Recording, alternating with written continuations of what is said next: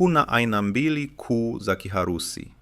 Kiharusi kinachosababishwa na kuziba kwa mshipa ya damu inayosambaza ubongo na damu, au kupasuka kwa mshipa wa damu kunakosababisha kutokwa na damu au kuvuja damu.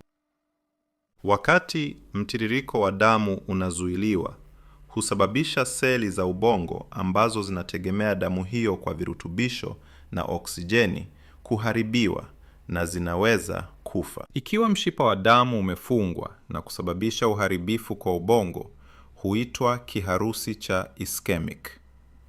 Mshipa wa damu unaweza kuzibwa na donge la damu, chembe ya mafuta, au uchafu mwingine unaokwama kwenye mshipa wa damu, au kuzuia mtiririko wa damu kikamilifu au sehemu.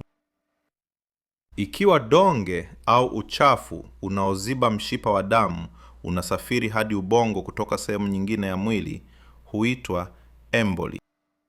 Ikiwa mtu ana mpigo wa moyo usio wa kawaida au ana ugonjwa wa vali ya moyo, wako katika hatari zaidi ya kuzalisha emboli ambayo inaweza kusababisha kiharusi cha ischemic. Mtiririko wa damu pia unaweza kuzuiwa kutokana na kupungua kwa mishipa ya damu kwa ugonjwa unaoitwa atherosclerosis.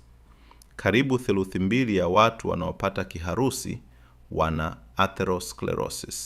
Uharibifu kwa ubongo unaotokana na kupungua na kuziba kwa mishipa ya damu pia huitwa kiharusi cha ischemic au infarct. Seli ambazo zimepotea au kuharibiwa haziwezi tena kufanya kazi maalum wanayofanya kawaida, na hivyo mtu atagundua dalili za kiharusi zilizotajwa hapo awali, kama vile udhaifu, kupoteza hisia, usawa au kupoteza kumbukumbu.